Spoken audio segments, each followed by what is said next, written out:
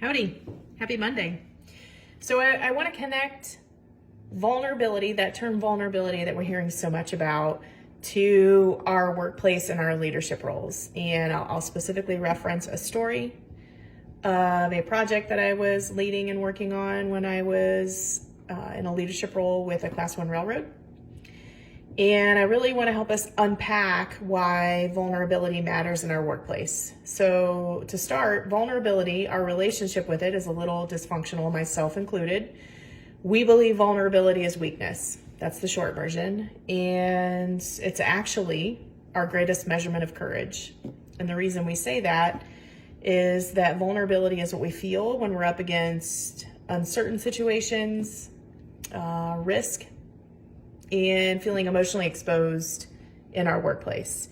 None of us like to deal with vulnerability or feel it. That's often why we believe it to be weakness and often why we avoid it.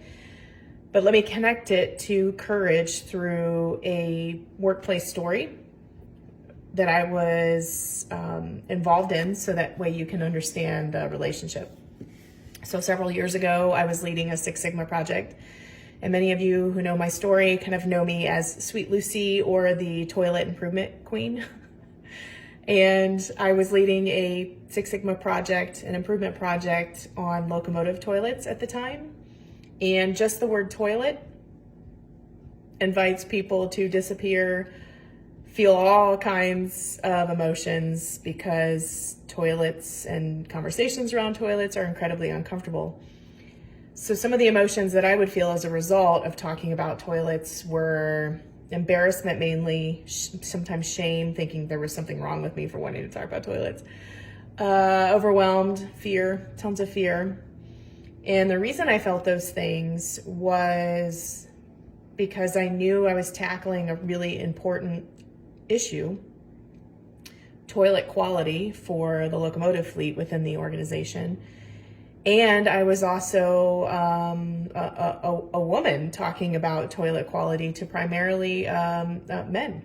So, when we think about toilets, it's a piece of equipment that we have in our homes or airplanes or locomotives, for this matter, that really preserve our dignity, and we take it for granted. And when they're not working and they're disgusting, it is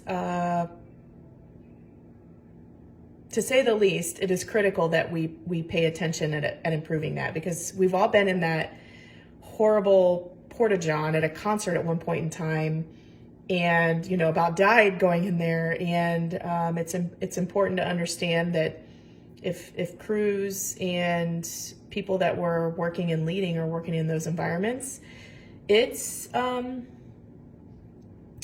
good. So figuring out how to talk about making improvements to toilets was very difficult and also necessary. So the fear was real for me. I didn't really know how to do it well, and meaning have those conversations. So I just jumped in. So one emotion that you didn't hear me say that I felt was vulnerability, because I didn't understand it was vulnerability. But I felt so much vulnerability talking to people about toilet improvements, because I didn't know what was going to happen as a result. I also believed so fully in the progress of this project.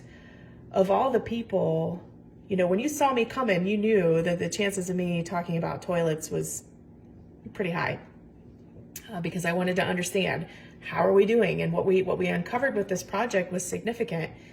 And I'm super proud, not only of the organization, but so many people that worked on this project with me, because there were significant issues. There were mechanical issues, there were functionality issues, physical issues with the toilet that were impacting the crews that we needed to address, and were able to. But it took a long time to get to that point and have those conversations, because they were uncomfortable and inherently vulnerable. Tons of uncertainty would show up when I would step into a space with executives talking about toilet improvements and what was happening. Emotionally exposed all the time.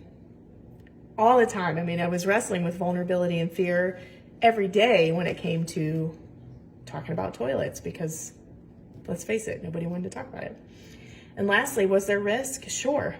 I was worried on a regular basis that I would offend someone and that I might lose my job as a result. I had to toe the line of doing the right thing and staying in my integrity, having the hard questions, which is inherently brave. So everything you hear me sharing in this story, when I talk about vulnerability and say that it's our greatest measurement of courage, it was courageous, not weak, for me to say, hey, we have a problem with toilet quality and we need to figure out a way to fix this and we might need to invest some money in it. And it was also courageous of some of the executives and leaders in my department to say, okay, figure it out and let us know what you find, let us know what you need, because how else were we going to solve that problem? So am I here to toot my courageous horn? No, I'm here to connect the importance of vulnerability to courage first and why we need more of this in our workplaces. How are you stepping into the discomfort of vulnerability to talk about hard things and to solve complex problems? How are you doing that in your role? If you're not doing that in your role, I would invite you to get curious why. What is it that you're trying to avoid? And then how can we set you up to succeed? More of these hard conversations are needed if we plan to be more innovative, more agile, more centered on effective problem solving in our workplaces, more vulnerability, which means more courage. Have a great day. If you have any toilet questions, I'm happy to answer them. See you soon.